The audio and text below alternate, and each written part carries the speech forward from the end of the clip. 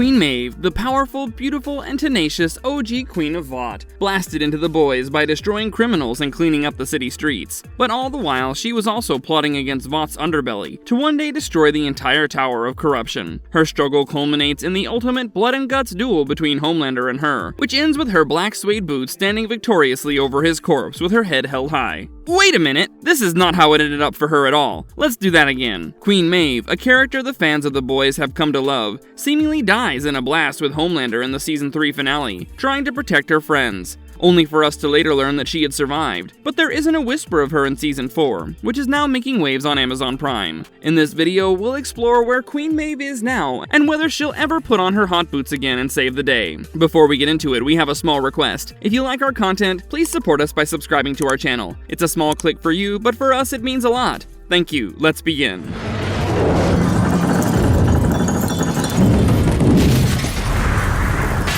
Queen Maeve, the Super Soup. Queen Maeve, with her masterful portrayal by Dominique McElligott, walks into the show with an entrance that'd give any soup, or human, a run for their money. I mean, this woman appears from the sky, smashes a pretty heavy-duty armored truck to smithereens, and we watch in slow motion as her body absorbs the impact, unbothered by the sea of cogs flying about, and she saves 2 young boys with that stunt. Incredible. That scene, followed by Huey Campbell's first look, where he loses his girlfriend when A-Train accidentally mauls her, is one of the best opening sequences of the entire boys catalog. You can let me know if there's any starting setup you like more in the comments, but this is top notch right here. So the trajectory of Queen Maeve's story from this very impactful start to becoming, quite frankly, a side character as the show progressed is a little disappointing, especially because The Boys has had no shortage of leveraging its other characters with binge-worthy storylines. Most main characters have unexpected twists, intrigue, shock, you name it, but Maeve just seems to be devoid of her share of the sauce. I mean, Queen Maeve was the complete package as far as soups go. She had it all. She had great powers like super strength, could fly, and was durable as a tank. She was also quite literally the Queen of Vought, and had total proximity to and even intimacy with the top of the soup ladder, the overarching villain of the show, Homelander. She could affect change in the show in countless ways. So what happened? Let's get into the most glaring thing that makes this character become of so little consequence. Just need time.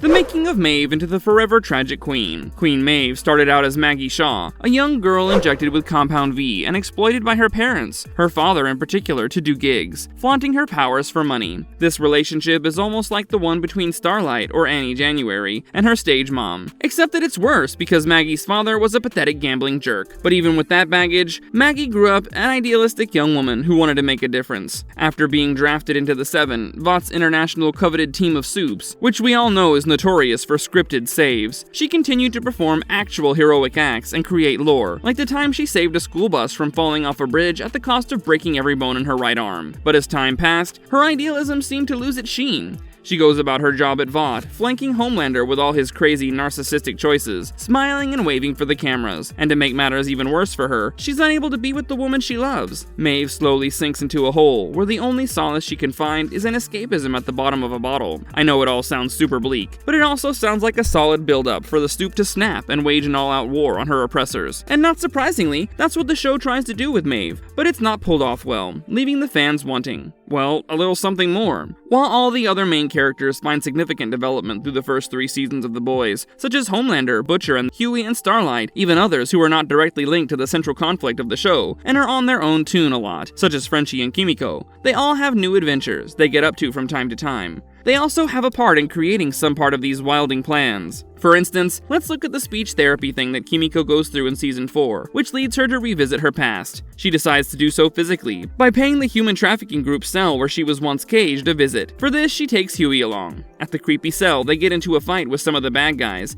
and Kimiko can no longer guard Huey. On a broken leg and scared out of his wits, Huey rises to the occasion and guts a terrorist, which he's done a few times before, but it's still quite surprising when he does it. This little storyline was such an off-road from the main path that everyone seems to be on, which is to destroy Homelander. But it works. It lends further personality to both Kimiko and Huey. But Queen Maeve has no little side adventures to make her character pop. She also needs more meaningful screen time in general to show what she's capable of.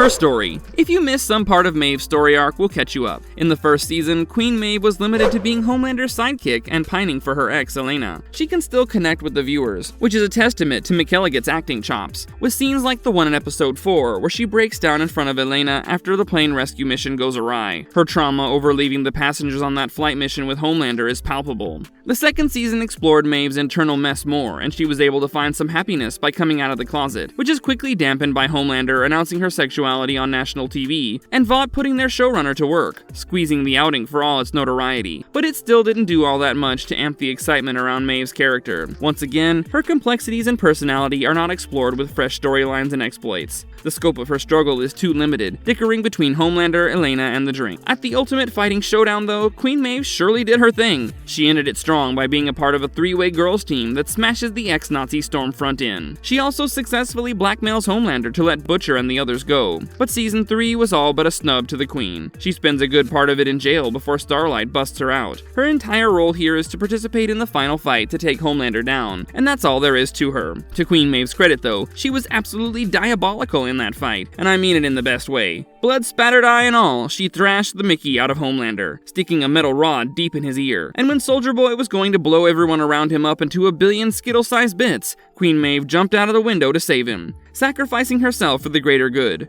Of course, we work out later that she's alive and has got her happy ending. She's with her girlfriend, hoping to recover from the bodily injuries from the blast in the fall, 60 stories or so down, and lay low, live out a nice life. Where is she going to go? A farm, ideally, said Elena when Starlight came over to check on her old friend. But was the creator of the show, Eric Kripke, actually thinking of sending her character to the farm? Like the kind our pets go to when they get old and sick? Did the series pull the plug on the Queen?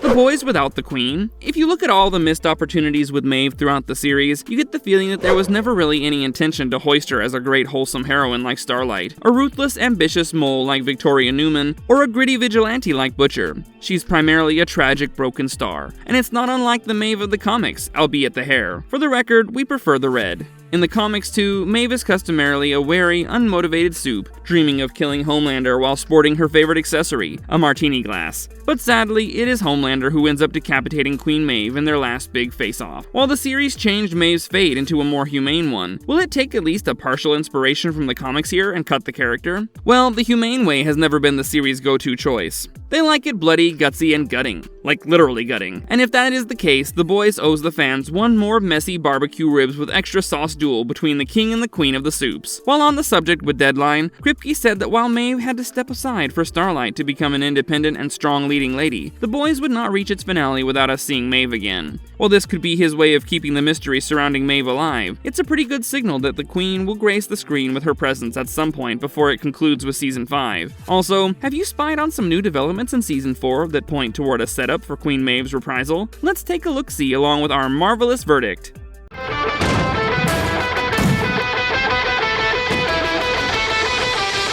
Marvelous verdict. Queen Maeve found the love of fans in the moments she truly had for herself. Her portrayal, that of a complex woman whose life has knocked her to her knees, who deep within still carries the same ideals, is moving with many possibilities. But the show didn't make the most of them, probably to show her as a contrasting figure to Starlight, who swims past her share of choppy waters to achieve her ideals. Given the scarce screen time she had to portray a story rarely ornamented with new adventures, she had little impact on the show. I mean, she was one person who could have actually changed Homelander for the good. Nah, that's going too far. But with her position at Vought, she could have done so much more. Being an exciting informant, getting into sticky situations, manipulating a rift between the Vought management and Soups, drugging Homelander to confess his crimes, or just spitting in his coffee when he wasn't looking. She could have affected change more than any other character there. She had a great tragedy to back her up into becoming a firebrand. But for the most part of the series, Maeve is allowed to wallow in her internal conflicts, which brings her tale dangerously close to a sob story zone. But we're hopeful that the fantasy we started this video out with, of Queen Maeve getting her deadly revenge on Homelander, might come to be in the show. Of course, Kripke's own remarks about Queen Maeve give the fans hope, but we also have another theory for how Queen Maeve might yet come alive in the series, picking through the nuances presented in the new episodes. You'll probably remember Maeve escaping unseen with the boys' help at the end of Season 3. There was, however, a piece of video evidence left showing her leave the scene alive. And let's not forget whose fickle hands it landed in, Ashley Barrett. While Ashley deleted the clip in an out-of-character act of kindness, she's not someone who's known for a fair moral compass. She's also the same Yes Woman whom Homelander had made the CEO of Vought, and the very same that most recently Homelander degraded to a mascot for Vought, while the newly recruited Sister Sage, the smartest person on Earth, took complete charge. Later,